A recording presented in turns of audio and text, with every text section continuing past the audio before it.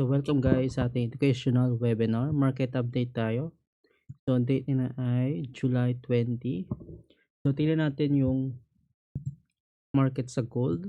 So nasa monthly time frame tayo. Makita natin yung massive bullish move sa gold market, no? And recently, for the past week and months, is nagkaroon ng higher time frame pullback or bearish move, no? So makita natin na nag-drop siya, no? Normal lang 'yan sa isang bullish structure, no? Na anticipated talaga natin na magkaroon ng higher time frame pullback. And makita natin sa weekly time frame, no? Makita natin yung market ay nagko-consolidate dito sa price level.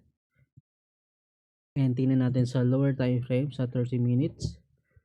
So makita natin nag-drop siya recently, no?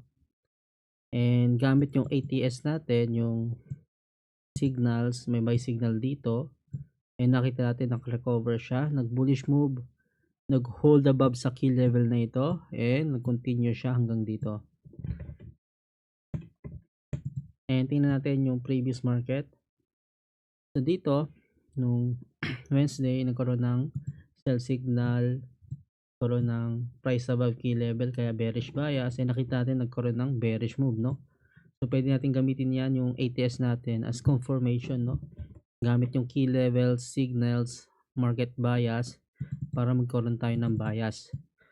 So, sa current market structure, makita natin na possible mag-continue yung bullish market structure sa gold. So, as long as mag-hold above dito sa key level na to or dito sa new key level. So, yung ideal na buy setup natin is yung kanina. So, katulad nito, nag-pull back lower sa low ng key level, no? So, below key level siya. So, ideal na buy setup yan. So, if maghanap tayo ng buy trades, no, wait tayo ng mag-bearish move or mag-pullback muna, ideal below key level or i-retest yung previous key level na ito. And doon tayo maghanap ng buy trades, no? Or pwede naman mag-wait tayo ng pullback lower or mag-hold above sa key level, no? So, nasa 30 minutes time frame tayo. Pwede rin tayo maghanap ng scalp trades sa lower time frame. For example, dito last week, no, may mga sell signals sa 5 minutes time frame. May sell signal dito, nag-drop yung gold. Then may sell signal dito, nag-drop yung gold. So ayun yung market update natin, no. Then adapt lang tayo sa fundamentals and market sentiment, no. So lalo na is daming conflict sa Middle East, mga fundamentals natin, interest rate decision, no, na nagkukos ito ng movements and volatility sa gold market. So, makita natin dito sa 4-hour time frame, no? Nakita natin na sa bearish market structure tayo, no? Continue yung bearish move sa gold. And makita natin yung mga pullback lower and nag-hold naman yung buyers, no? Dito may buy signal, nag-hold above, nag-continue yung bearish move, then nag-hold above dito. Makita natin na possible mag-continue yan yung bullish move sa gold, no?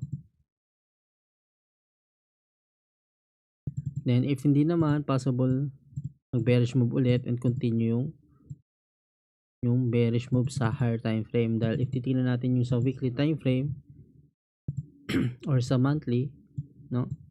Yung monthly time frame na to is possible yan mag-continue yung bearish candle, no?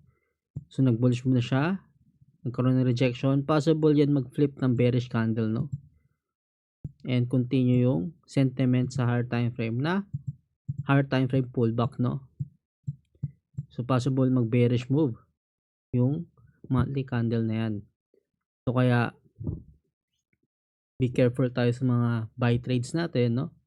Na possible mag-pullback lower pa yan below sa 4,000 price level. So yung ideal natin, no, if buyers tayo, is mag-pullback lower muna and magkaroon ng rejection dito sa price level na to, and dun ulit mag-flip ng bullish candle yung monthly candle natin. So ayun yung ideal scenario for buy setup. So, ayan lang muna sa market update natin sa gold.